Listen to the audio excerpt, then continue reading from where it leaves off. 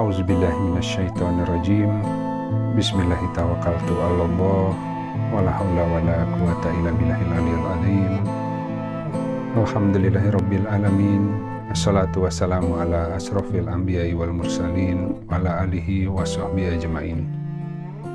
Rabbi shrah li sadri wa yassir li amri wahlul 'uqdatan min lisani yafqahu qawli waj'al li waziran min ahli. Assalamualaikum warahmatullahi wabarakatuh. Baik, sahabat sekalian, insya Allah kita lanjutkan ya.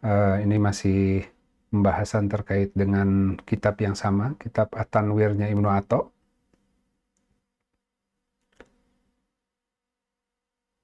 Baik, saya langsung saja.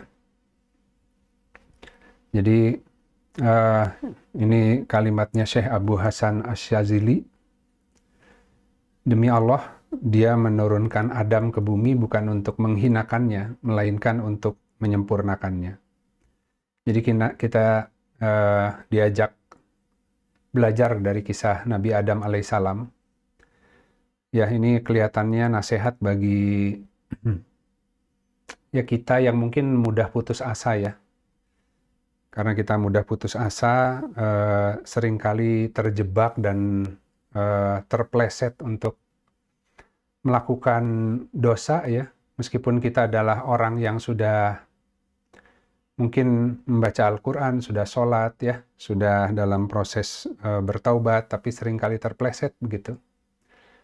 Nah, tapi di sini kita diajak untuk menyimak terkait dengan kisahnya Nabi Adam alaihissalam. Nah, jadi di sini kalimatnya adalah Allah menurunkan Adam ke bumi bukan untuk menghinakannya, melainkan untuk menyempurnakan. Jadi seringkali dalam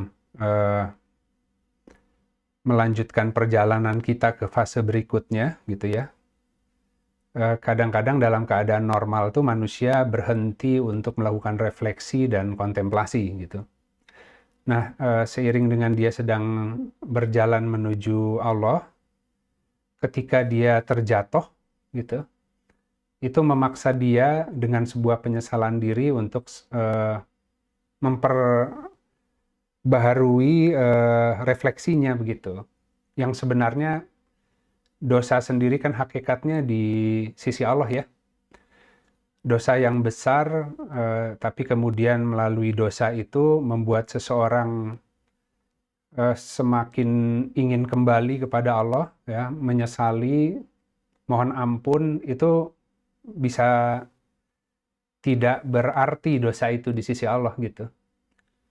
Nah, tapi kemudian tadi orang yang merasa perjalanannya lancar saja, merasa sudah baik, merasa sudah suci, merasa sudah tidak pernah membuat dosa, kemudian timbul GR atau merasa bahwa dia adalah orang yang sudah pantas lah begitu ya untuk menjadi hamba yang dekat dengan Allah gitu. Nah, sehingga dalam etape perjalanan itu Allah memberikan penyegaran ya agar kita terus-menerus tadi ya berharap kepada Allah, karena seakan-akan perjalanan kita ini nggak maju-maju gitu. Ya, kira-kira begitu sahabat-sahabat. Baik, kita lihat skemanya ya. Jadi ini masih di dalam bab 3 kalau di kitab At-Tanwir. Minggu lalu kita bahas terkait dengan sebab-sebab tidak boleh ikut mengatur ya kehidupan ya. Karena Allah sudah ya dari awal sebelum kita ada juga udah Allah yang atur lah gitu. Yang ada itu disuruh berserah diri gitu. Tapi kan makna berserah diri itu berusaha keras mencari apa yang Allah kehendaki, kemudian bertasbih di dalamnya gitu. Sehingga kita akan mengikuti jalan-jalan terbaik yang telah Allah sediakan. Yang di sana tuh ada paket rizkinya, ada paket hikmahnya, ada pengenalan gitu ya. Nah, jadi memang itu tadi.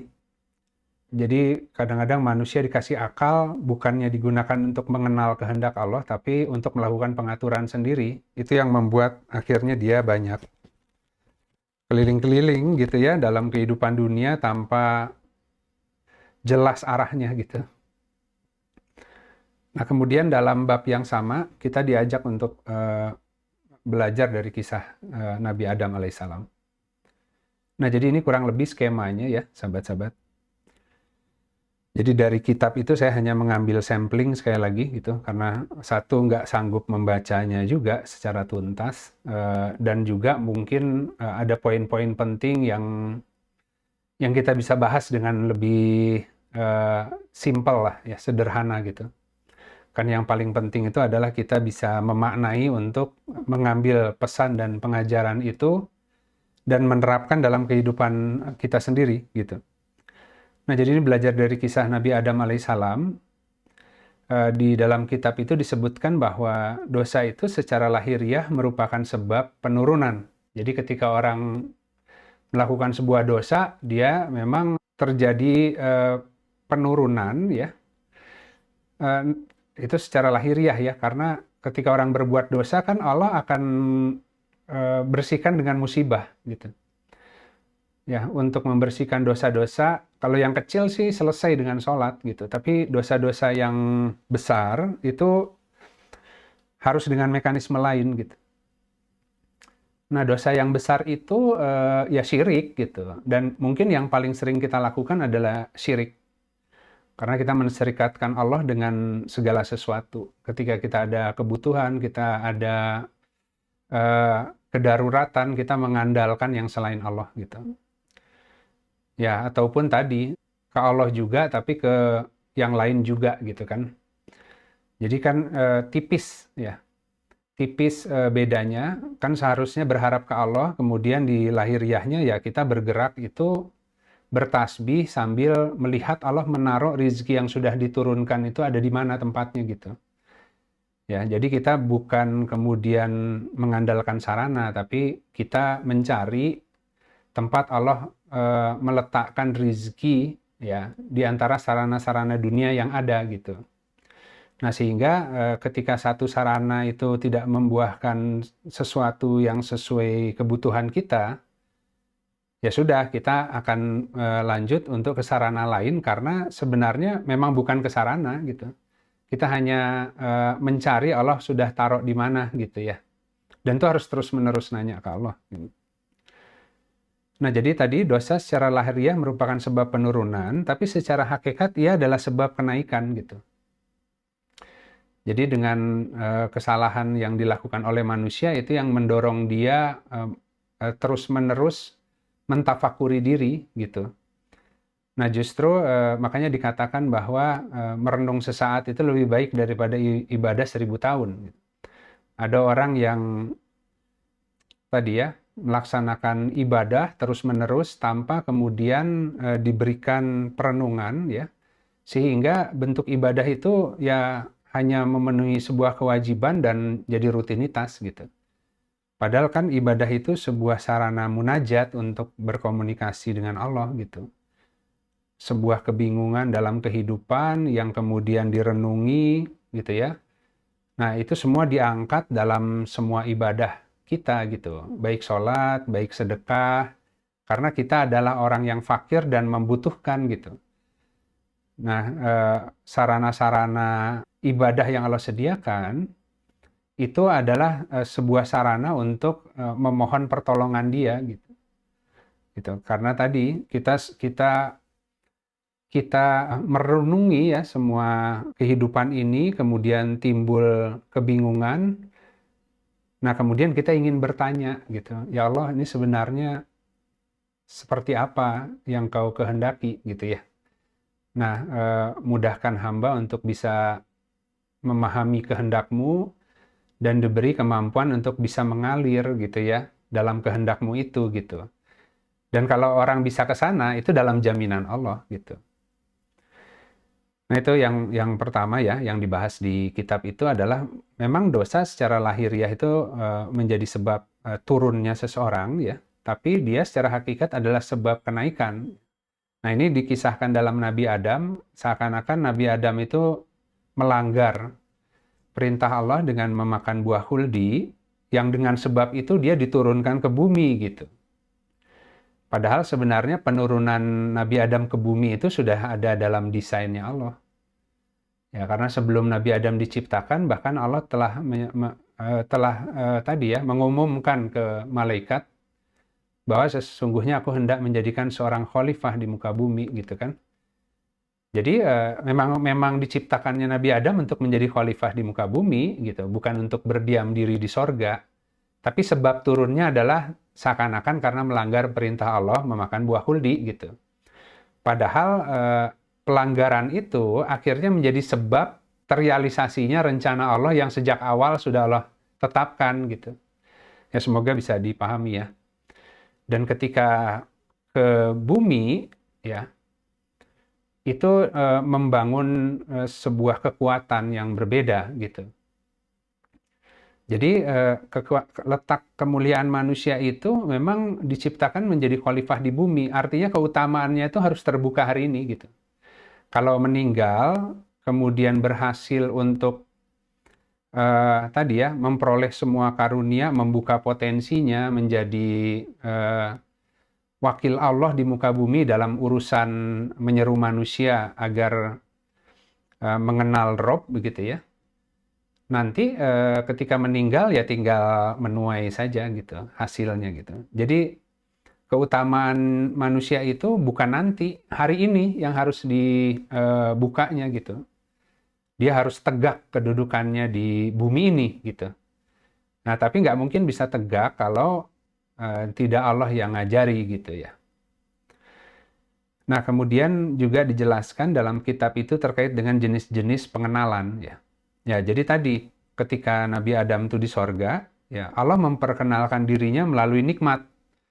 Jadi ketika diciptakan, ditaruh di sorga, segala sesuatunya serba ada gitu tanpa harus berusaha. Allah jadikan semua gitu ya kebutuhannya, tinggal ngambil lah gitu ya, tinggal dipetik.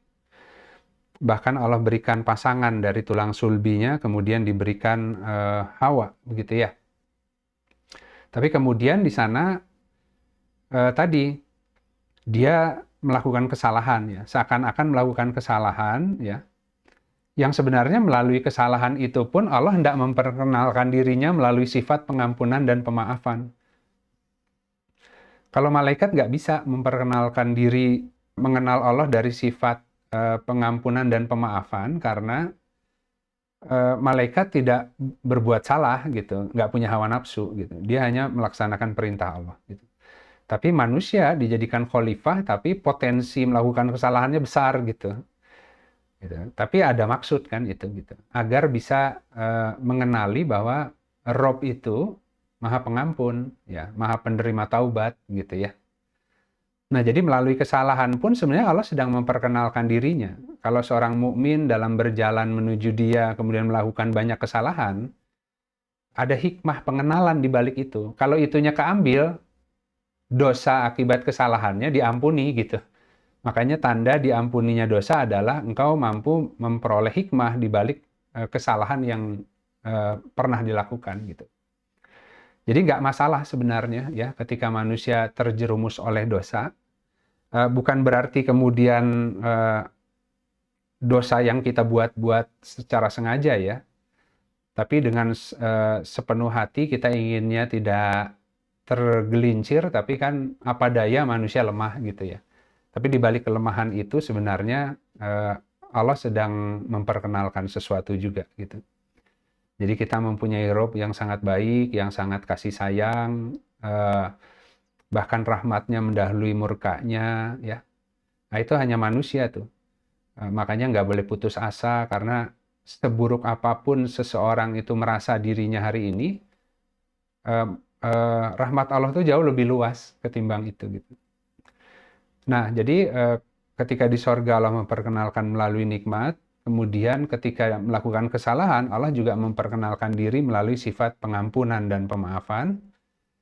Ya, bagi yang bertaubat tapi gitu. Ada syaratnya gitu. Kemudian melalui dunia, kemudian hadir di dunia, Allah memperkenalkan dirinya dengan kebijaksanaan. Jadi kalau waktu di sorga itu tidak susah payah, ketika di dunia jadi harus susah payah gitu. Tapi susah payah itu bukan berarti jauh, bukan. Jadi Allah turunkan manusia ke dunia itu bukan kemudian menderita karena dibuat terhalang dan jauh dari Allah gitu. Dia hanya dibuat sulit secara lahiriah, fisik gitu. Jadi sebenarnya di balik kesulitan fisik lahiriah karena kita harus bekerja, harus berusaha, di balik itu tuh Allah tuh selalu dekat gitu. Makanya dikatakan hamba-hambaku bertanya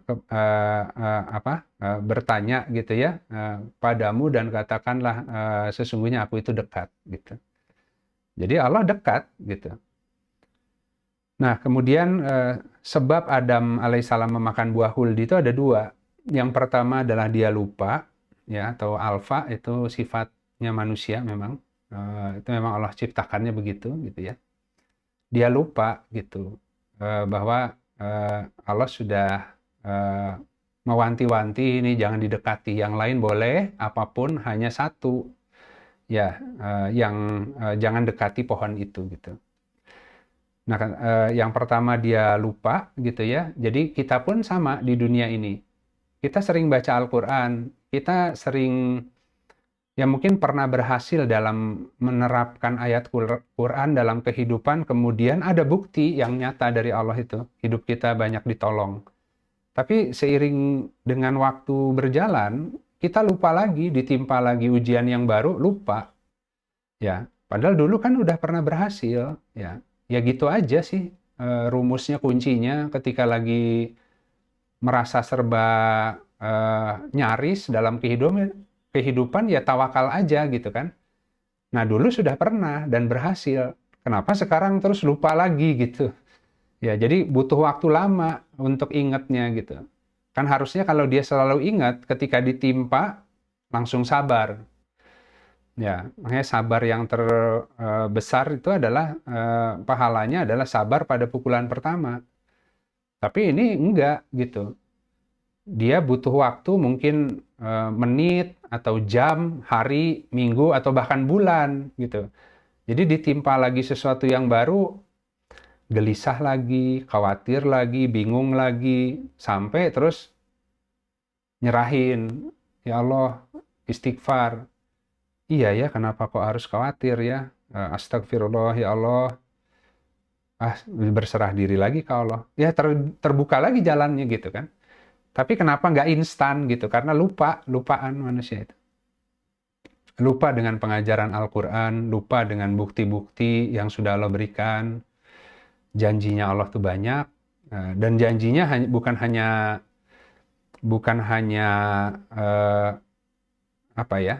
bukan hanya teori yang tertulis di mushaf, sudah pernah kita buktikan gitu, tapi tetap lupa gitu. Nah yang kedua karena memang ada syaitan. Nah, syaitan kan menipu. Nah ketika di atas juga Nabi Adam kan syaitan yang datang ya. Ya itu tadi bahwa ya kalau makan buah itu tuh nanti jadi seperti malaikat gitu kan ya. Jadi Nabi Adam itu bukan maksudnya melanggar, tapi ingin terus dekat dengan Allah ya. Karena melihat mungkin para malaikat di sana sangat taat ya, tidak pernah tidak pernah membantah, tidak pernah menyelisihi, selalu taat kepada Allah, ilmunya banyak, hamba-hamba yang dekat ya, kaum malaikat itu.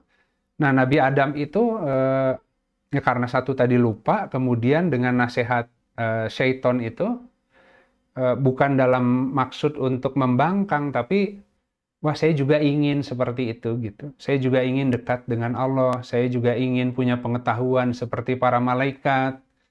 Akhirnya dimakan gitu. Nah, cuman belum saatnya sebenarnya. Jadi bukan berarti Nabi Adam itu kedudukannya di bawah malaikat gitu kan. Bahkan manusia itu di atasnya malaikat kedudukannya gitu. Tapi belum saatnya gitu. Dia masih ada urusan yang harus dikerjakan. Dia masih ada tadi ya, gelar Allah dengan menciptakan Nabi Adam tuh belum selesai urusannya. Dia harus turun jadi khalifah di muka bumi dulu. Ya, berjuang melalui bumi agar kemudian ditarik menjadi hamba yang mukorobun seperti malaikat. Nah, itu pandainya alam syaiton menggoda ya, menipunya dengan ilmu soalnya. Nah, kemudian eh, yang terakhir ya, itu terkait dengan dua jenis penghambaan atau ubudiyah gitu. Jadi tadi yang pertama adalah ya ubudiyah itu dengan dua cara. Pertama adalah pengabdian dengan menjalani ketetapannya Allah. Ya. Tadi kita terjerumus takdir-takdir itu kalau kita bisa hari ini ya, kan takdir yang menurut kita nih, takdir kita tuh ada yang baik, ada yang buruk. Nah, kadang-kadang kalau kita berandai-andai, kita ingin semua takdir-takdir kita yang kurang baik itu ya sebenarnya kalau saya bisa kembali lagi ke masa lalu, saya ingin merubah gitu kan ya. Nah, padahal itu pintu masuk setan, seandainya gitu. Takdir yang sudah lewat tuh atas izin Allah gitu. Nah, cuman kita kan menyesalinya, menganggap itu kesalahan, trauma. Padahal nggak seperti itu cara membacanya gitu. Ya, jadi pengabdian dalam menjalani semua ketetapan yang sudah terjadi ya. Makanya nanti kalau orang sudah dalam pengenalan yang tinggi, dia akan mengatakan bahwanya sesungguhnya tidak ada yang sia-sia dalam penciptaan. Bahkan semua takdir yang kita alami, baik atau buruk, menurut kita, itu semua ada maksudnya gitu.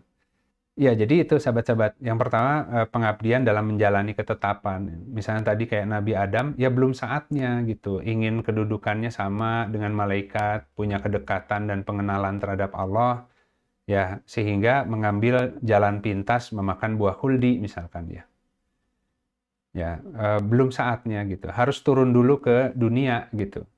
Jadi manusia nggak bisa langsung ingin tinggi kedudukannya di sisi Allah.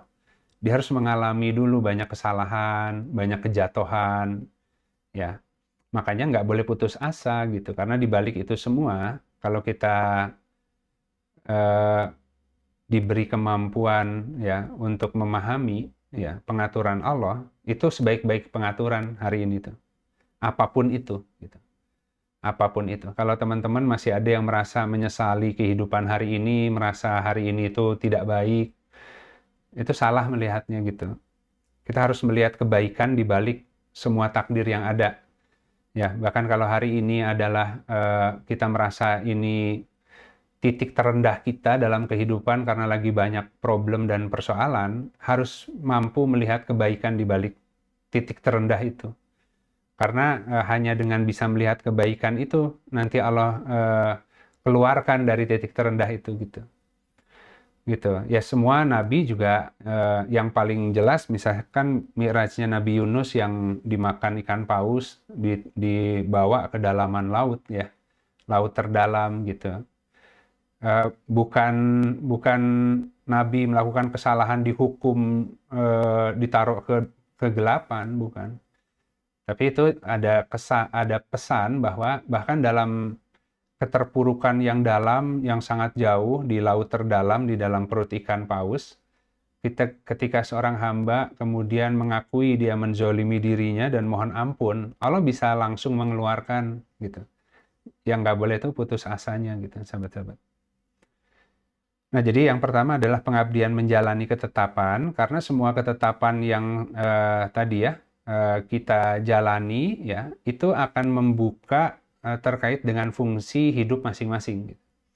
Nah, kalau udah sampai mampu menjalani semua ketetapan Allah dengan baik, dengan ridho, maka nanti pengabdian kedua adalah menjalani kewajiban yang diamanahkan. Jadi Allah punya amanah sebenarnya bagi setiap orang, tapi amanah itu nggak bisa dikasih sebelum orang itu sudah ditreatment oleh Allah, dan kecepatan seseorang itu diperbaiki keadaannya oleh Allah adalah sejauh mana dia bisa ridho dengan ketetapan Allah yang berlangsung pada dirinya gitu.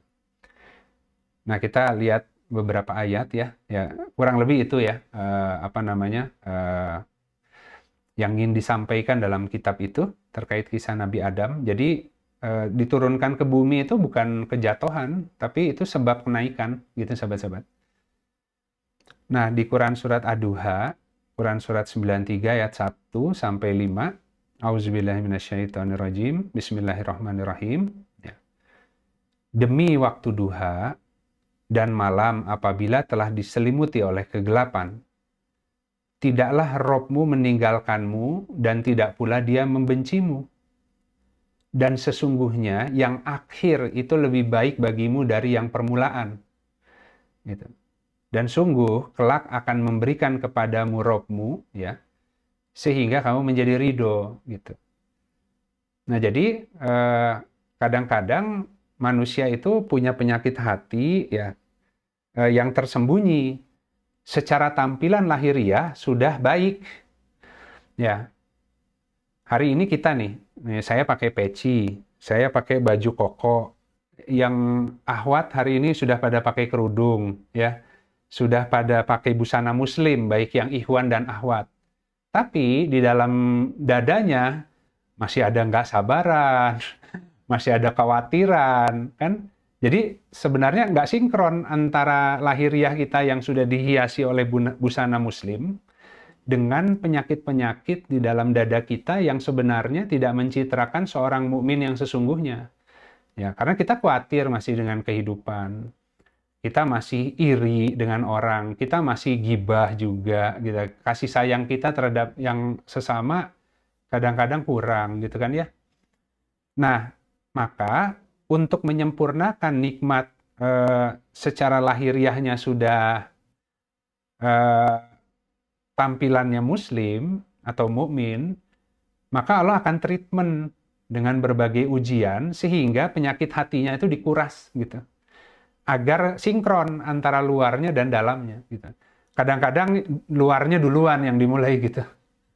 Jadi udah pakai peci tapi kalau marah itu lebih-lebih gitu ya. Kata-kata yang keluar kalimatnya itu menyeramkan lah begitu ya. Nah, jadi akhirnya jadi fitnah bagi agama gitu kan. Nah, tapi tadi karena kita sudah berbusana muslim, terus kemudian kita seakan-akan terpancing untuk emosi, hawa nafsu, marah, terus kita tiba-tiba jadi merasa sangat buruk gitu. Terus kita itu merasa nggak layak gitu.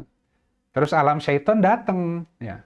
Wah, kamu percuma sholat, percuma udah pakaian muslim, akhlaknya begitu, ininya begitu. Mereka itu terus membuat agar kita putus asa. Udahlah sekalian aja.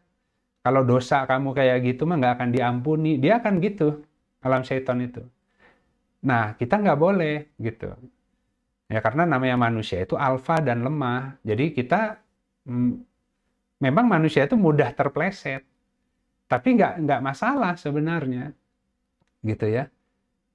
Kalau keterplesetan itu membuat dia semakin malu kepada Allah dan mohon ampun dan kemudian memperbaharui tekad dan semangatnya untuk menjadi hamba yang semakin berjihad gitu untuk merubah diri ya. Nah itu yang diharapkan gitu. Jadi sesungguhnya yang akhir itu lebih baik dari permulaan gitu.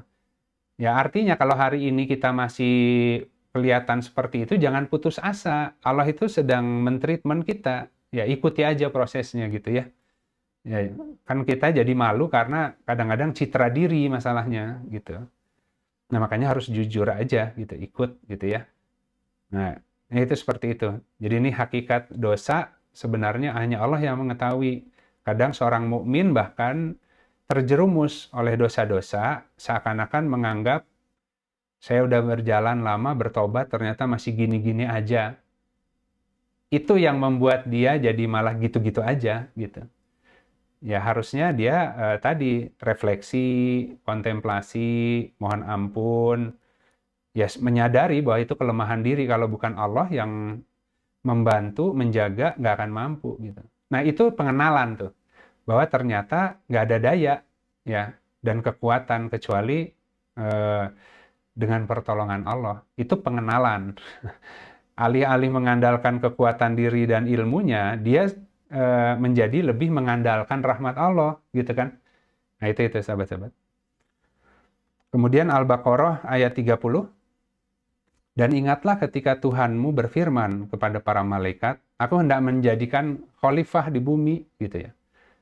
Mereka berkata, apakah engkau hendak menjadikan orang yang merusak dan menumpahkan darah di sana? Sedangkan kami senantiasa bertasbih memujimu dan menyucikan namamu. Ya. Dia berfirman, sesungguhnya aku mengetahui apa yang tidak kamu ketahui. Ya, memang tampaknya begitu manusia itu gitu. Banyak ngikuti hawa nafsunya dan sebagainya. Tapi Allah punya pengetahuan di atas malaikat. Ya.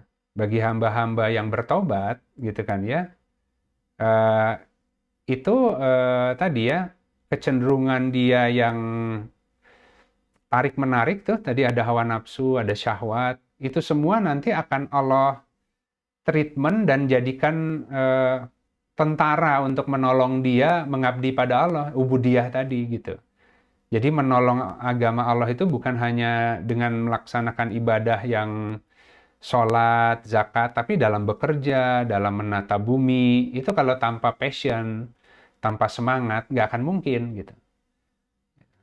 Nah itu seperti itu sahabat-sahabat. Jadi ini maksudnya Allah dari awal sudah menyampaikan ke malaikat, aku hendak menjadikan khalifah di bumi gitu. Jadi kalau Nabi Adam kemudian seakan-akan terpleset memakan buah kuldi, kemudian itu menjadi sebab turunnya, ya sebelum itu juga memang dia harus turun ke bumi gitu. Karena urusannya di sana gitu.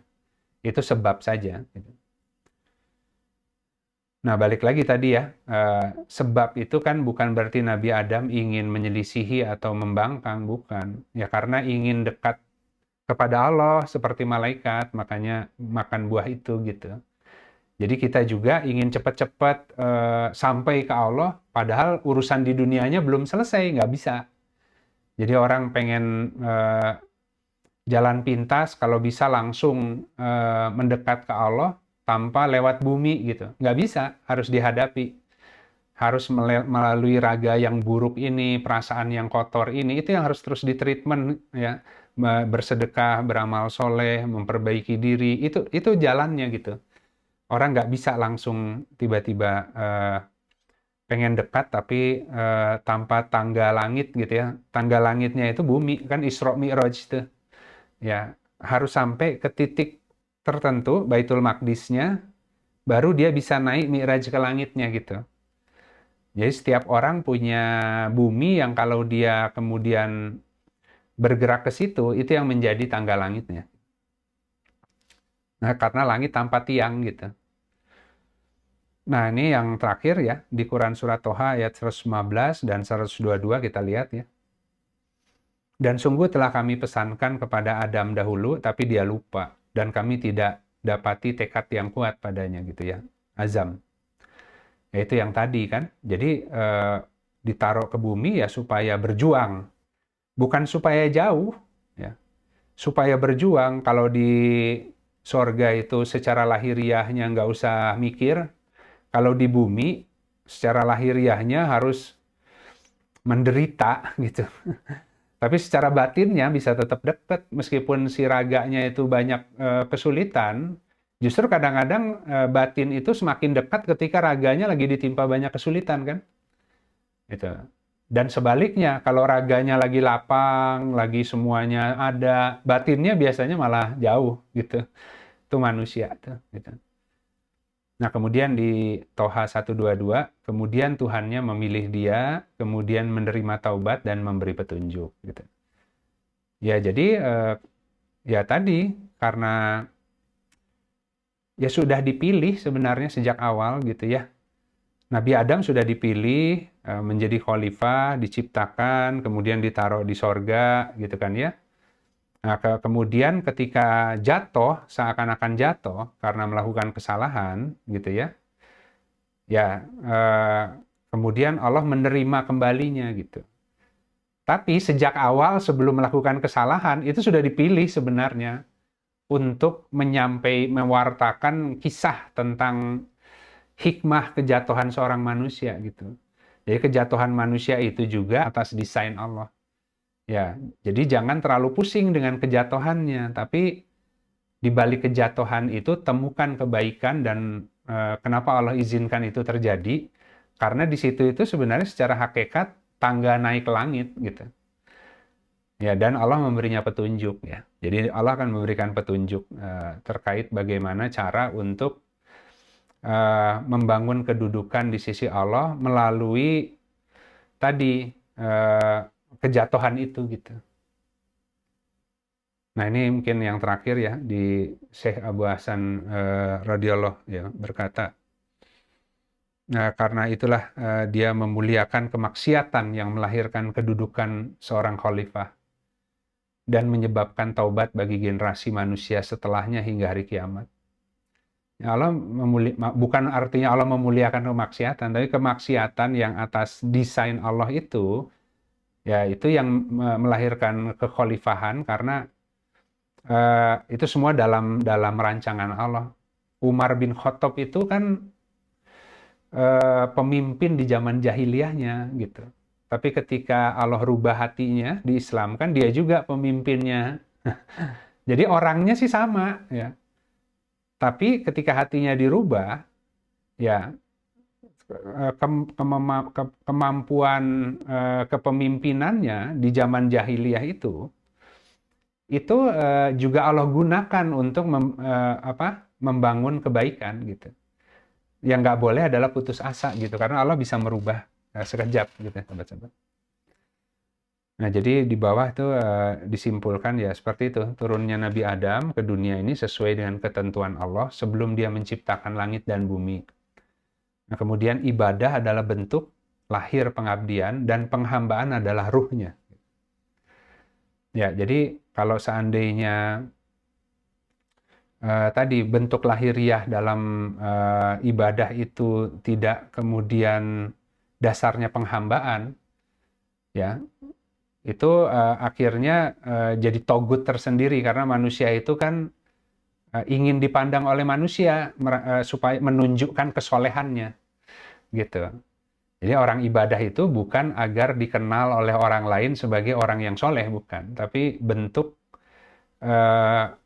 semakin merasa rendah di hadapan Rob, gitu. Jadi kalau orang dikasih kedudukan oleh Rob di dunia, kemudian ada kesombongan, artinya itu tidak menjadi jalan ibadah, gitu. Karena kalau orang dikasih kedudukan di dunianya, jadi khalifah di bidangnya masing-masing, ya dia nggak boleh dengan kesombongan, gitu. Karena sebenarnya dia sedang menjadi hamba yang merendahkan diri dan menjalankan perannya untuk agar Robnya ridho gitu. Jadi dia nggak ada waktu untuk menyombongkan itu ya. Jadi orang dikasih jabatan ya karena Allah yang taruh. Ya, kemampuan agar bisa menjalankan peran di jabatan itu Allah yang kasih gitu kan ya. Nah, ini semua hanya ujian bagiku. Allah ingin melihat jika Allah kasih kedudukan atau jabatan, itu dia akan gunakan untuk menyombongkan diri dan merasa lebih baik dan lebih hebat dari orang lain, atau dia tetap takwa dan melihat itu ujian dari Allah untuk melihat apakah dia silau dengan jabatan itu, atau jabatan itu dia gunakan sebagai sarana untuk menjadi hamba yang baik, ya agar Allah semakin ridho gitu.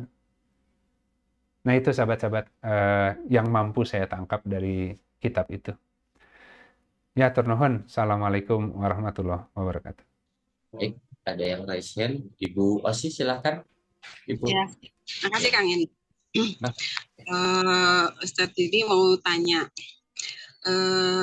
terkait dengan fungsi orang tua untuk mendidik anak-anaknya, gitu ya. Jadi anak-anak itu ada di fase anak-anak, remaja, dewasa.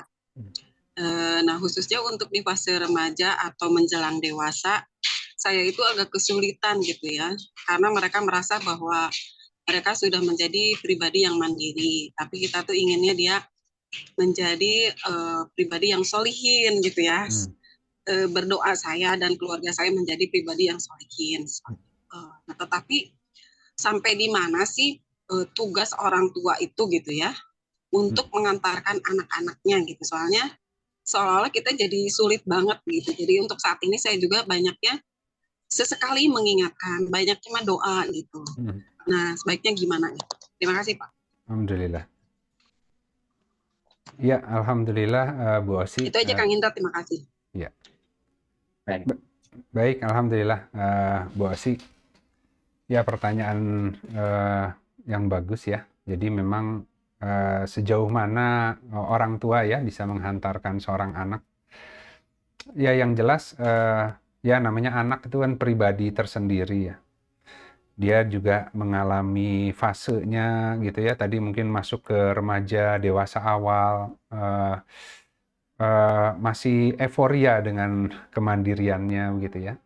Jadi memang orang tuanya yang harus merubah pola komunikasi gitu. Yaitu ya kalau Sayyidina Ali itu kan mengatakan yang siklus 7 tahunan gitu. Ketika anak 0 sampai 7 tahun maka perlakukan ia sebagai seorang raja dan jadilah engkau seorang penasehat. Kalau penasehat raja itu cuman memberikan rekomendasi. Ya, dia nggak boleh ngelarang-larang gitu kan. Terserah raja mau ngapain gitu. Cuman kita memberikan advice terbaik gitu. Jadi kalau anak 0 sampai 7 tahun kan kalau kita lihat sekarang orang tua kan si anak tuh lagi explore ya, daya explore ya, motorik dan semua sedang berkembang.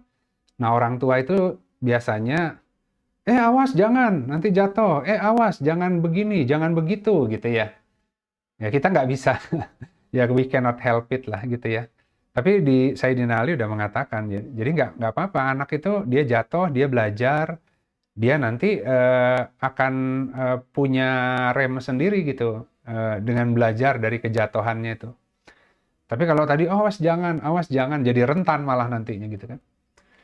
Nah, ya cuman orang tua mungkin karena over worried sehingga terlalu menjaga sehingga nggak berkembang juga daya eksplorasi si anak tuh dari usia 0 sampai 7 tahun. Makanya Sayyidina Ali mengatakan ya perlakukan seperti raja, kamu jadi penasehatnya aja gitu. Jadi kalau dari umur 7 sampai 14 tahun ya jadikanlah dia seperti prajurit tentara. Yaitu disuruh sholat, ya, disuruh ikut ke masjid, disuruh baca Al-Quran, ngapalin apa gitu ya. Ya dia masih di usia yang ditanamkan pondasinya gitu dan masih bisa diatur maksudnya. Ya kalau diatur sama orang tuanya itu ya masih nurut gitu. Si anak itu masih manja, masih nurut, masih merasa sangat membutuhkan orang tuanya. Nanti dari usia 14 sampai 21 tahun ya lain lagi gitu. Dia masuk masa remaja gitu kan ya, mungkin nanti sampai ke sudah merasa dewasa awal gitu. Dia punya teman, pergaulannya sudah meluas, ingin mengekspresikan diri ya dalam proses mencari identitas diri juga gitu. Maka si orang tua itu harus merubah pola komunikasinya menjadi seorang sahabat gitu. Nah, kita tahu bahwa si anak itu akan mengalami berbagai fase dalam kehidupannya, segimanapun orang tua inginnya anaknya lurus, tapi namanya semua mengalami masa itu, sehingga dia kadang-kadang ya terjatuh, mengalami hal ini, itu. Nah, kalau si orang tuanya terlalu galak tuh, yang terjadi si anak itu diam-diam, gitu. Nanti dia curhatnya ke orang lain, dia curhatnya ke temennya. Ketika dia mengalami banyak kebingungan dalam kehidupan, dia nggak mau ke orang tua. Kenapa? Takut dimarahin gitu. Sehingga dia makin menjauh gitu. Nah, sehingga si orang tua yang harus merubah menjadi seorang teman. Apapun yang dia alami, kita juga pernah muda, kita juga pernah remaja, nggak apa-apa ya. Manusia itu memang belajar dari kesalahan. Nah, itu diskusi-diskusi itu yang membuat sehat gitu. Gitu. Jadi lebih ke sebenarnya perkembangan anak itu bukan karena anaknya, karena orang tuanya yang mungkin kurang apa ya. Ya betul tadi kita hanya bisa berdoa, kita mendampingi sesuai fase kehidupannya dengan bahasa yang paling bisa dia terima di fase-fase yang berbeda itu, sambil tawakal minta ke Allah yang jaga gitu. Tapi kalau kita melewati batas, biasanya si anak tuh jadi berontak gitu. Nah, jadi sebenarnya supaya anak itu terjaga, ya satu, daya doa orang tuanya harus semakin kuat. Biar Allah jaga gitu. Gimana caranya? Ya si orang tuanya harus takwa. Ya, orang tuanya membangun kesolehan gitu. Ya, kalau orang tuanya terus hanya ke anak, mendidik anak, ingin anaknya benar, tapi orang tuanya juga nggak pernah terus membangun hubungan yang lebih baik kepada Allah, membangun ketakwaan yang lebih, ya sulit ya. Doanya jadi nggak semakbul orang yang, kan doa tergantung tingkat kesolehan tuh makbulnya ya. Jadi karena kita mengandalkan doa ke Allah, maka pastikan kita yang berdoa ke Allahnya harus terus membangun kesolehan, ketakwaan gitu. Dan dalam mendampingi, ya kita jangan terbawa pola yang kemarin. Kemarin dia masih di rumah bisa diatur, sekarang udah kayaknya beda, udah berubah. Nah, kita yang harus mohon juga ke Allah agar bisa berbahasa ke dia dengan model komunikasi yang membuat dia ditegur, tapi tidak sampai membuat dia kemudian menutup diri gitu. Nah, kira-kira itu, Bu Osi. Memang itu tantangan kita semua sebagai orang tua, nggak mudah. Karena anak nggak bisa kita cetak sendiri. Dan dalam hadisnya juga kan, semua anak yang lahir itu dalam keadaan fitrah, yang menjadikan dia kemudian keluar dari fitrah dirinya, yaitu karena orang tua. Jadi orang tua itu ya tadi, orang tua karena ingin yang terbaik malah melebihi batas di dalam berusaha ikut mencetak anak gitu. Padahal dia hanya bisa mengalirkan, menjadi teman diskusi, menanamkan pondasi, sambil membangun ketakwaan sendiri dan mohon ke Allah yang jaga. Jadi si anak itu kalau sudah lepas, itu dikatakan seperti anak panah yang lepas dari busurnya. Kita nggak tahu dia kemana tuh jalan hidupnya gitu. Nah, kita harus punya doa yang cukup kuat untuk supaya bisa tadi ya, mohon ke Allah agar si anak itu dijaga gitu karena doa orang tua tadi gitu. Gitu mungkin, Bu Osi. Terima kasih, Pak Ustadz. Sama-sama. Assalamualaikum. Waalaikumsalam. Waalaikumsalam Ya, warahmatullahi Kang Yudi mau bertanya sedikit boleh? Mangga, Bu Sherly. agak besar Ya, besar Alhamdulillah dari ya. pemaparan Kang Yudi ini ada beberapa saya garis bawahi ya. Ya, di mana ini kita hidup di dunia ini kan diciptakan dalam keadaan seimbang, semua diciptakan berpasangan.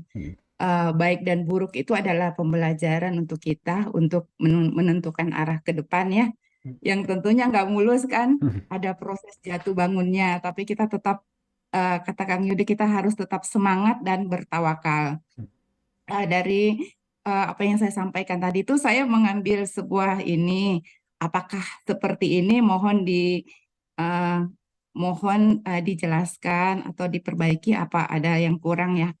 Kalau saya melihat dari apa yang tadi saya sampaikan, ya sebenarnya itu kita manusia itu kayaknya hidup itu nggak punya target ya, selain mohon ampun dan taubat. Kenapa? Kalau kita tuh ini maaf ya, ini menurut saya, mudah-mudahan kalau ada yang salah diperbaiki ya. Karena pas kita mempunyai target itu kan kita suka jadi salah ya. Kenapa? Karena ada proses yang terus berjalan. Yang kita lakukan adalah mungkin hanya selain ya berharap mohon ampun dan tobat gitu kan. Ya dengan berusaha menimbulkan kesadaran gitu ya. Kesadaran merasa cukup bersama Allah. Apakah itu adalah sebuah pencapaian yang harus ya kita syukuri sambil menunggu pengaturan-pengaturan Allah yang terbaik untuk kita. Mohon penjelasannya Kang Yudi. Maaf kalau saya salah menggarisbawahi ini. Iya, Bu Sherly, alhamdulillah. Ya memang target itu ada yang ya target ya biasanya konotasinya target itu kemudian ambisi yang ingin dikejar oleh manusia gitu ya. Tapi ya tadi targetnya adalah berlomba-lomba dalam berbuat baik gitu. Jadi memang harus dengan Al-Quran targetnya gitu. Jadi berlomba-lombalah kalian dalam berbuat baik, kejarlah tadi ya surga Allah yang seluas langit dan bumi, untuk hal-hal yang demikian hendaklah kalian tuh berusaha gitu. Jadi Allah tuh menyuruh kita juga untuk membangun target, tapi targetnya itu dalam ininya Al-Quran ya. Jadi yang sebenarnya secara otomatis dunianya terbangun ya. Jadi kalau misalkan orang di kantor nih, yang sederhananya orang bekerja di kantor. Kalau targetnya ingin jadi pimpinan, karirnya itu terus naik gitu kan ya. Terus akhirnya dia akan mengupayakan berbagai cara, rekayasa, kompetisi, sikut-sikutan untuk memperoleh jabatan, berkompetisi dengan orang lain gitu. Tapi kalau dia tadi targetnya adalah berlomba-lomba untuk berbuat baik, dia akan lihat ketika di kantor tuh banyak hal yang sebenarnya bisa diperbaiki, bisa disempurnakan. Nah, dia akan melakukan itu ya secara serius gitu kan ya. Mungkin tidak hitung-hitungan meskipun tugasnya hanya di bidang tertentu, tapi dia juga nggak pelit gitu ya untuk memberikan waktunya agar di kantor ini semakin baik gitu. Nah, otomatis karena targetnya adalah ingin beramal soleh di setiap keadaan, mau sedang di kantor, dimanapun, ini demi kebaikan bersama, mengajak musyawarah teman-teman yang lain, ya akhirnya dia akan dilihat sebagai seorang leader gitu. Seorang leader yang care, yang ingin membuat perubahan, otomatis karirnya akan terangkat gitu karena orang senang. Ya, ini adalah orang yang punya inisiatif yang baik ketika ada hal-hal yang kurang rapih di kantor, dia orang yang sangat semangat untuk mengajak yang lain, ayo kita tata sama-sama gitu kan ya. Nah, karena targetnya adalah berlomba dalam mendaratkan kebaikan sebanyak-banyaknya yang sesuai dengan kemampuannya, ya akhirnya orang banyak yang melihat gitu. Oh, ini orang nih bagus nih tanggung jawabnya gitu ya, semangat menatanya. Oh, akhirnya dinaikin jabatannya. Ya beda sama yang tadi punya target ingin karirnya terus maju, tapi kemudian lebih mengharapkan jabatan saja. Jadi jabatan itu tuh hadiah dari sebuah upaya kita ingin melakukan perubahan sebenarnya. Ya, kalau ingin semakin menolong agama Allah, ya Allah tolong diangkat kedudukannya, dikasih ilmunya, dikasih kemampuannya. Banyak orang nanti yang membutuhkan dia, gitu. Apakah targetnya supaya terkenal? Enggak, karena targetnya ingin menolong agama, ingin menjadi ya mungkin ada bisa ikut kontribusi ya menolong agama Allah, ya semoga nanti di hari berikutnya kemudian Allah menolong kita gitu ya, karena kita mensyukuri apa yang Allah kasih dan ingin ikut serta mengabdi gitu. Ya mungkin gitu Bu Sherly. Jadi memang artinya bukan ya target tetap, tapi targetnya itu dengan sebuah visi yang benar gitu. Nah, jadi targetnya itu dengan sebuah visi yang benar. Gitu, Bu. Iya, baik Kang Yudi.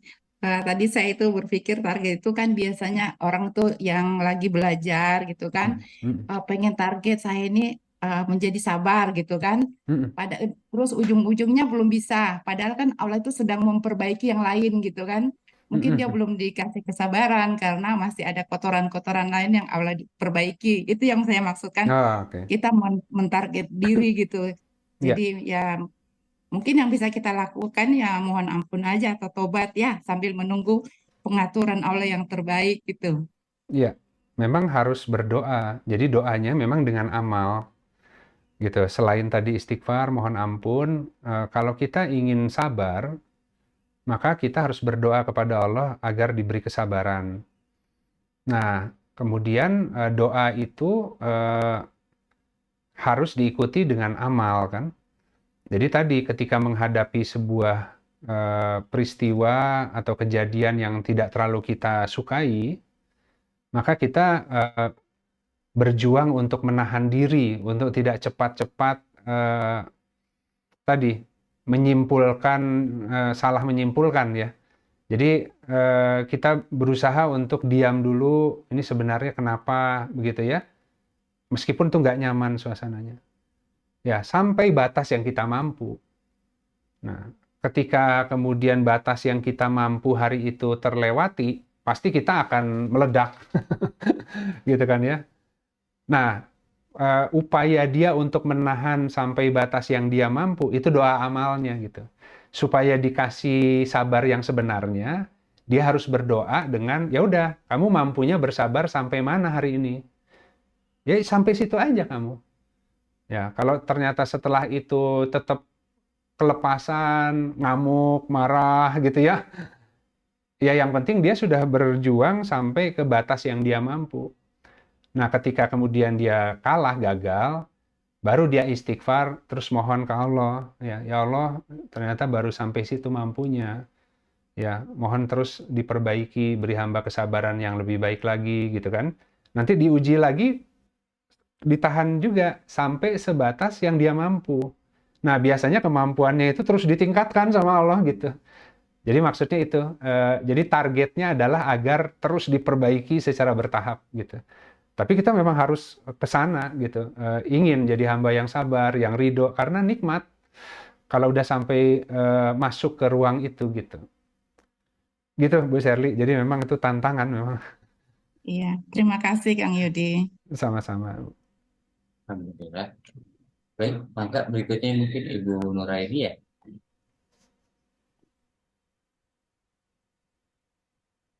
Iya, Silakan. terima kasih. Assalamualaikum warahmatullahi wabarakatuh. Waalaikumsalam Kadang, warahmatullahi wabarakatuh. iya, ada sedikit yang bisa tanyakan terkait hubungan ini dengan saudara. Ya. Biasanya kalau ada hajat, ya, ada undangan, itu kan kita selalu mengingatkan ya untuk menghambur itu karena kita semua paham bahwa menghadiri undangan itu adalah kewajiban sesama muslim. Tapi pernah sekali waktu saya itu diingatkan dengan kemenangan. Cuma ada embel-embel di belakangnya bahwa ada undangan ini dari si A misalnya. Dulu katanya waktu tante punya hajat juga pada datang semua. Nah, kok bisa ya perkataan itu membuat saya sedikit terusik, ya.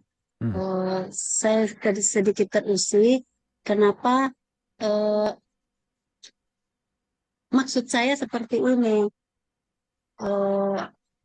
Mengingatkan boleh,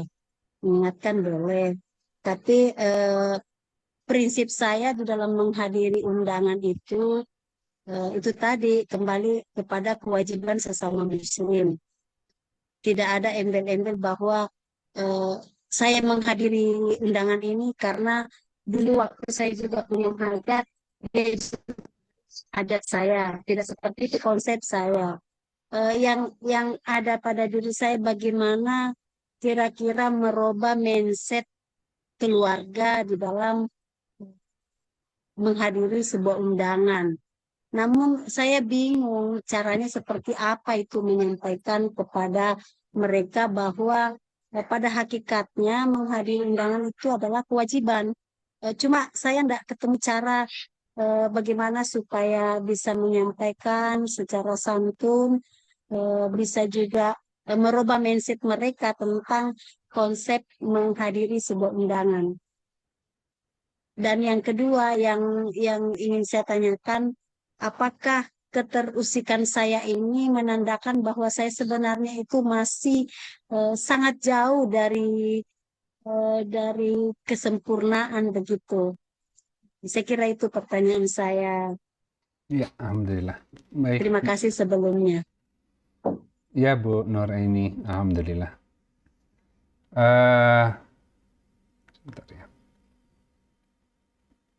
Ya, memang betul secara fikih memang wajib ya untuk menghadiri undangan gitu. Tapi juga di Al-Quran dikatakan bahwa Allah tidak membebani seorang di luar batas kemampuan. Jadi meskipun ada undangan, apalagi kalau sekarang undangan mungkin ya banyak gitu ya kan, banyak silaturahmi, banyak teman, apalagi kalau di fase tertentu, usia-usia tertentu, terus usia menikahkan anak gitu. Jadi mungkin dalam sebulan tuh ada sekian undangan gitu. Tentu karena Allah juga tidak mewajibkan memikulkan kewajiban di luar batas, itu berlaku gitu.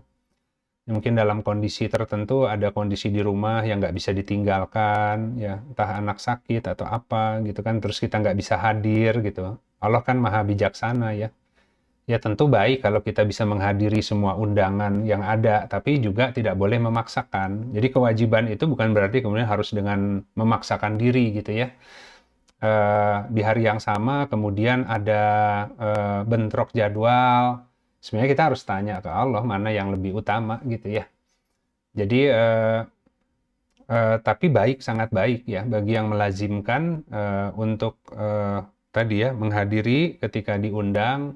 Dan itu semata-mata karena yakin itu adalah perintah agama gitu ya, itu adalah haknya sesama muslim gitu ya. Nah kemudian terkait merubah mindset orang lain, karena itu juga ya akhirnya mungkin menjadi sebuah apa istilahnya ya, kalau di kita itu kan sudah jadi norma umum di masyarakat ya, saling membalas kebaikan. Kalau dia dulu ngunjungi, kita juga jadi kayak punya kewajiban lebih gitu ya. Oh dia dulu datang waktu kita nikahkan anak, masa kita nggak datang sekarang gitu ya. Sebenarnya nggak ada masalah juga itu, bukan sesuatu yang buruk artinya gitu. Hanya niat kita itu tadi, niat keikhlasan kita untuk datang memenuhi kewajiban sesama muslim itu sangat bagus ya kalau ada di dalam diri kita. Tapi itu bukan mindset yang harus dipaksakan ada di semua orang gitu, maksud saya Bu Nuraini. Jadi biarkan saja kalau yang lain masih ya mungkin mampunya begitu ya. Ya dulu kan dia datang, ini kita masa nggak datang, ya nggak usah dilawan maksudnya. Oh iya insya Allah kalau memang nanti tidak ada halangan begitu ya, insya Allah datang. Insya Allah kan juga tadi sesuai izin Allah nanti pada saat hari hanya kan, ya tiba-tiba ada urusan lain dan sebagainya, itu lain lagi gitu. Nah jadi mindset masyarakat atau keluarga untuk hal yang seperti itu dibiarkan saja kalau menurut saya. Jadi yang lebih penting adalah bahwa kita datang ke undangan itu bukan hanya karena perasaan gak enak gitu kan ya, karena kita ngerti ya bukan masalah itu sih sebenarnya, karena dia datang terus kita jadi gak enak harus datang ya. Gimana pun itu kewajiban seorang muslim, kalau kita memang tidak ada halangan ya pasti kita datang gitu. Nah itu karena ada perintah agamanya gitu, nah itu sangat baik sekali. Nah tapi itu sesuatu yang istilahnya itu kita simpan aja di diri kita gitu. Ya kalau orang lain ya itu belum semuanya mampu gitu ya. Orang banyak karena etika, norma yang berlaku di masyarakat, jadi serba nggak enak ini itu ya. Ya meskipun kadang-kadang ya itu tadi. Seakan-akan memaksa kita untuk datang dengan sebab dulu dia datang gitu ya. Ya kita akan datang kalau memang tidak ada halangan gitu. Tapi insya Allah gitu. Nah itu yang pertama adalah tidak perlu merubah mindset orang lain sebenarnya. Yang penting kita bergeraknya itu dengan dasar niat yang sudah benar gitu ya. Ya kalau ada orang meninggal ya kita hantarkan jenazahnya, itu kewajiban juga sesama muslim gitu kan ya. Ya tapi ya itu juga melihat pada saat hari yang sama terus ada urusan lain, kondisi lagi sakit dan lain sebagainya, ada urusan yang sama pentingnya ya. Ya, artinya itu kenapa di Al-Quran Allah tidak membebani seseorang di luar batas kemampuan. Jadi kemampuan orang untuk menghadiri undangan tuh bisa berubah seiring dengan waktu. Kadang-kadang urusan Allah yang kasih gitu. Nah, jadi itu Bu Nuraini, yang pertama nggak perlu dirubah mindsetnya. Yang penting Bu Nuraini sudah bergerak dengan sebuah dasar niat yang benar gitu, bukan karena nggak enak sama orang gitu. Ya kalau orang lain ya nggak apa-apa. Gitu. Itu yang pertama. Yang kedua saya lupa. Saya lupa tadi pertanyaannya apa. Barangkali Indra ingat. Kalian mungkin bisa diulang ya, Ibu. Punten. Untuk pertanyaan yang kedua ini, Yang kedua yang saya tanyakan, eh, ketika saya diingatkan dengan kata-kata seperti ini misalnya, dulu itu katanya keluarganya pada datang ah, waktu hajat saya misalnya. Eh, tapi kok saya merasa apa ya dengan dengan kata-kata itu kayak merasa tidak nyaman, merasa terusik begitu. Hmm. Apakah ini bagian bahwa kadar keimanan saya itu masih lemah begitu? Nah, iya Ya, iya Bu. karena Ya paham ya paham. itu. Ya paham. Ya, kadang-kadang kita ada ini, misalkan gini. Ada orang yang lagi sedang belajar sholat ya, berjuang sholat. Terus dia sendiri sedang ya namanya juga baru ingin memperbaiki diri, sholatnya mungkin belum 5 waktu ya. Ya itu gimana pun banyak ya Muslim yang seperti itu karena kita diwarisi Muslim KTP ya. Tapi kadang-kadang ada orang yang ingin hijrah ya, tapi masih egonya besar. Tiba-tiba ketika dinasehati sama orang, kok nggak sholat gitu kan ya. Terus tiba-tiba dia terusik gitu. Yang mengatakan, tadinya sih mau sholat, tapi karena kamu suruh, jadinya aku males gitu kan ya. Kita juga berhadapan dengan hawa nafsu masalahnya gitu. Jadi kalau seandainya kita sudah ikhlas kan, ya karena kita memang mau sholat, ya mau orang ngomong, mau enggak, ya kita memang akan sholat gitu. Ya sama kayak tadi, ya kita kan sudah niat, insya Allah datang, kalau tidak ada halangan, ya tanpa harus disuruh-suruh, diingat-ingatkan, ya kita juga akan datang gitu. Karena itu masalah kita ke Allah ya. Tapi kalau kemudian kita terusik, ya itu seakan-akan kayak kenapa ya orang itu kayak nagih-nagih karena dulu ini ya. Nah, itu kita memang harus lebih bersabar, Bu. Jadi nggak usah terlalu terganggu dengan hal itu. Biarkan aja orang itu kadang-kadang kan eh, itu caranya mereka untuk mungkin menyampaikan kamu jangan nggak datang loh ya dulu aku datang gitu kan ya. Ya udah oke, insya Allah gitu aja kan itu lebih enak lebih gampang ya dalam hati juga ya Bismillah kan saya mau dia dulu datang mau dia dulu nggak datang kalau diundang dan lapang ya saya tetap datang gitu ya jadi nggak usah terlalu terusik gitu jadi bukan masalah masih jauh dari Allah atau apa enggak itu memang ya ujian ikhlas aja gitu. Jadi ikhlas ya manusia akan ngomong dengan ilmunya hari ini ya, tapi karena kita sudah niat eh, datang ya selama tidak ada halangan nanti ya orang mau mengingatkan mau enggak ya enggak masalah gitu. Gitu sih Bu.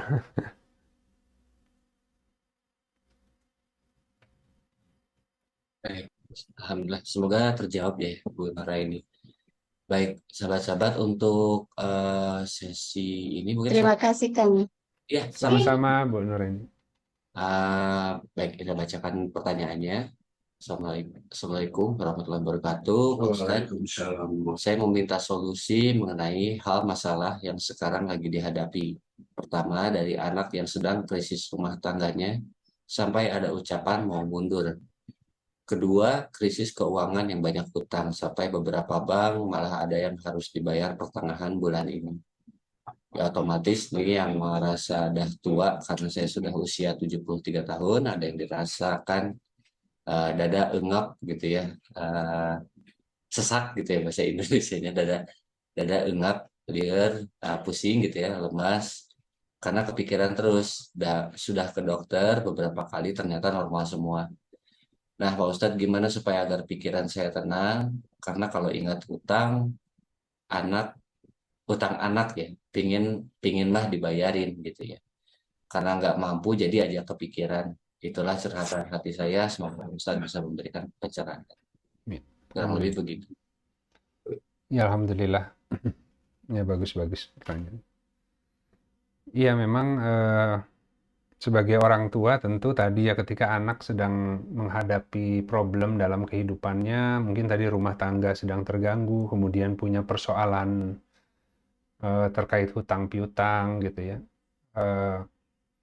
Ya orang tua ya gimana pun pasti akan terus kepikiran kan ya sampai kapanpun ya pada anak.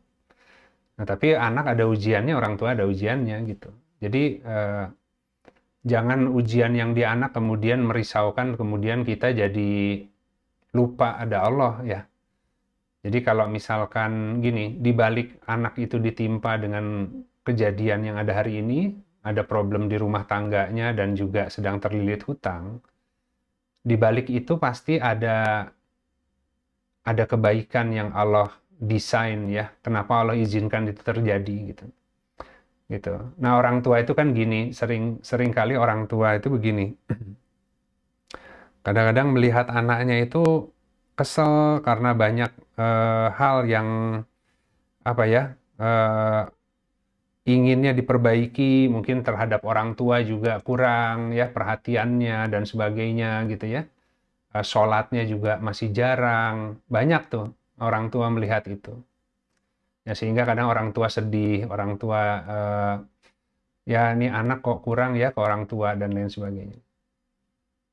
Nah, kemudian di sisi lain, karena doa orang tua ingin anaknya menjadi anak yang semakin baik, ya, akhirnya Allah datangkan ujian-ujian tertentu kepada si anak itu, agar si anak itu kemudian, jadi musibah itu nggak buruk. Musibah itu kan sebuah peringatan Allah agar manusia bisa melakukan refleksi, karena kalau enggak, mungkin aja ada kecondongan si anak yang salah, sehingga dia harus ditimpa oleh kasus rumah tangga dan kasus hutang piutang gitu ya. Jadi kalau orang tua itu biasanya suka gini, kesel ke anak itu karena banyak hal, ibadahnya kurang, ya, dan lain sebagainya. Tapi kalau diuji juga nggak tega gitu. Jadi maunya bisa nggak ya Allah ngasih si anak itu nggak usah tanpa ujian langsung dirubah, dibantu, dijadiin baik. Ya nggak seperti itu. Ya, Allah itu akan punya proses untuk memperbaiki seseorang yang sedang mengikuti kecenderungan yang salah, nanti Allah koreksi dengan menghadirkan banyak musibah dalam kehidupannya. Nah, si orang tua harus lebih yakin dengan takdir Allah itu. Gitu. Alih-alih kemudian jadi kepikiran, kemudian malah menzolimi diri sendiri, terus seakan-akan Allah nggak adil, pasti kan ada sebab, gitu. Nah, jadi kalau saran saya bagi semua kita orang tua, sepedih apapun yang dihadapi mungkin oleh anak, orang tua harus membangun ketakwaannya tersendiri dulu. Ya harus mohon ke Allahnya, nggak boleh, ya Allah angkat musibahnya, ujiannya. Jangan-jangan kalau Allah angkat malah jadi hidupnya malah lebih melenceng lagi. Gitu. Jadi yang kita harus paham itu adalah kenapa Allah ngasih ke si anak itu ujiannya banyak, apa sebenarnya ya? Oh, jangan-jangan itu juga sebenarnya orang tua tahu kecenderungan yang kurang baik dari si anak, kemudian Allah membantu orang tua ya dengan memberikan takdir-takdir yang ya mungkin berat ya ke si anak. Tapi di balik itu yakin pasti ada kebaikan gitu ya. Nah, maka si orang tua mungkin harus merubah doanya gitu ya. Ya, jadi tadi ya Allah berikan hamba pemahaman ya terkait dengan ujian yang sedang berlangsung kepada anak hamba gitu kan. Terus didoakan berilah tadi dia kemudahan untuk bisa menghadapinya. Ya, semoga bisa memperoleh banyak kebaikan di balik ujian yang berat hari ini berlangsung gitu ya. Jadi alih-alih diminta diangkat, karena kan tadi kita jadi kepikiran kalau ada uang pengen kita bayarin supaya dia cepat selesai. Dia akan selesai kalau Allah katakan sudah selesai. Ya, dia nggak akan selesai kalau semua membantu, tapi Allah mengatakan ini belum selesai ini, karena ada sesuatu yang sedang diajarkan kepadanya gitu. Nah, jadi orang tua harus lebih yakin kepada Allah. Takdir yang menimpa sang anak pun itu atas kebaikan. Ya, dan kita mungkin harus banyak istighfar supaya diberi kekuatan untuk bisa ya mendampingi anak dengan doa. Ya mungkin si anak malah jadi dekat sekarang karena lagi banyak problem ya. Kalau lagi nggak banyak problem, anak kadang lupa sama orang tua juga gitu ya. Nah, jadi mungkin itu jangan sampai kitanya kemudian seperti orang yang kurang imannya, terus ikut-ikutan pusing dengan ujian anak, terus kita akhirnya membuat diri kita sendiri sakit. Ya seperti orang yang nggak percaya gitu dengan pengaturan Allah itu, meskipun pahit, kan ayatnya gitu, bisa jadi engkau tidak menyukai sesuatu, tapi itu baik bagimu gitu. Si anaknya suruh sholat, suruh sabar, suruh tawakal, hadapi saja. Allah tuh bisa kasih jalan keluar yang tak terduga masalahnya. Kalau mau dihitung-hitung dari sana-sini, udah rumah tangga nggak bisa diselamatkan, hutang nggak mungkin terbayar. Itu kalau pakai rumusan logika. Tapi kalau pakai iman dan takwa, Allah bisa selamatkan rumah tangganya, bisa selamatkan dari himpitan hutang. Jangan-jangan itu jalan bagi si anak untuk semakin mendekat. Gitu. Kadang-kadang Allah menimpa itu hanya supaya orang punya motivasi untuk lebih mendekat kan. Nah, setelah mendekat, ya bertahap Allah angkat, dijadikan baik kehidupannya. Gitu. Ya gitu, Bu. Jadi saya bisa memahami ya beratnya orang tua, tapi gimana pun dia milik Allah. Kita kan hanya amanah orang tua itu. Jiwa yang lahir melalui rahim kita, hakikatnya bukan milik kita. Itu milik Allah yang dititipkan. Jadi jangan sampai orang tua merasa lebih sayang kepada anaknya ketimbang Allah. Allah itu lebih sayang kepada makhluknya. Gitu, Ndra. Alhamdulillah. Baik, sahabat-sahabat. Mungkin untuk sesi siang ini kita sudahi dulu ya sampai di sini. Kita sampai kelupaan tadi ada pertanyaan dari Mbak Indah ya di grup, cuma belum sempat kita bahas. Insya Allah dicatat pertanyaannya dan insya Allah nanti akan dibahas di kesempatan berikutnya. Baik sahabat-sahabat, seperti biasa bagi yang berkelapangan untuk membuka videonya sambil nanti ditutup oleh Pak Yudi untuk sesi dokumentasi, maka dipersilakan. Atau nuhun sahabat-sahabat semuanya, juga Pak Yudi atau nuhun. Maka. Baik, alhamdulillah sahabat sekalian, terima kasih atas kehadirannya siang ini. Nah, saya sambil belajar ya. Saya sambil belajar karena struktur kitab ini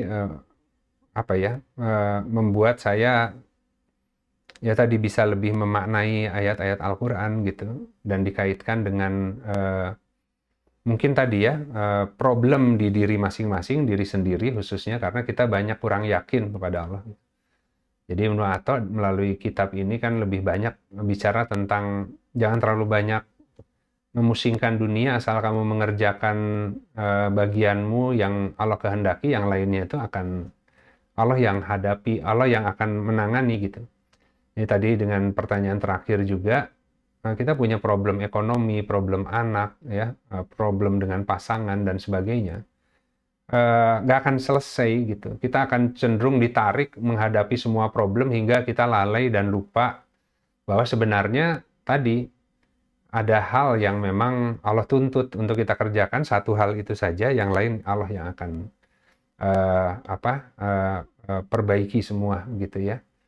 Jadi manusia tadi juga dalam menghadapi perjalanannya sering terpleset berulang kali ya, terjerumus pada satu dosa dengan levelnya masing-masing. Ya, itu bukan kemunduran, kadang-kadang dosa, musibah itu akselerasi.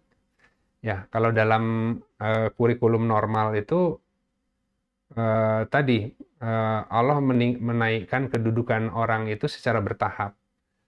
Tapi dengan program khusus yang bentuknya musibah, bentuknya kejatuhan, Itu program khusus yang di balik paket itu ada akselerasi supaya lebih cepat naik kedudukannya gitu ya. Jadi kalau orang belum apa-apa sudah melihat itu sesuatu yang buruk, ya jadi kufur gitu. Karena justru itu paket akselerasi untuk membantu kita cepat naik ya. Jadi hadisnya begitu.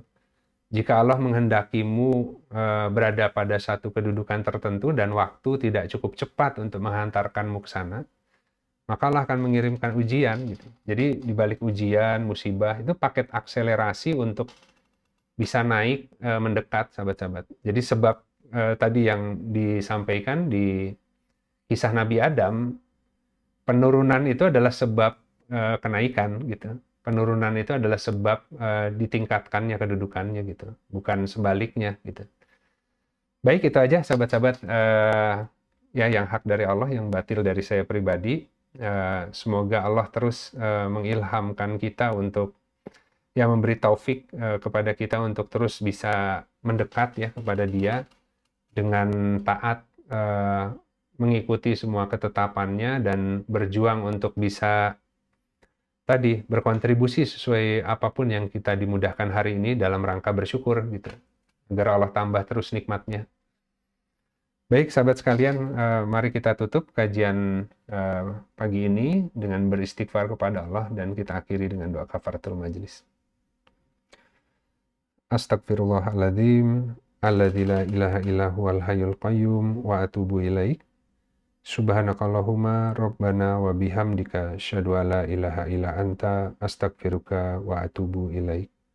Subhana rabbika rabbil izzati amma yasifun wa salamun alal mursalin walhamdulillahi rabbil alamin. Wassalamualaikum warahmatullahi wabarakatuh. Matur nuhun Kang Yudis, Kang Indra. Sama-sama Mohon maaf lahir batin. semua, Mbak Assalamualaikum. Lin. Waalaikumsalam.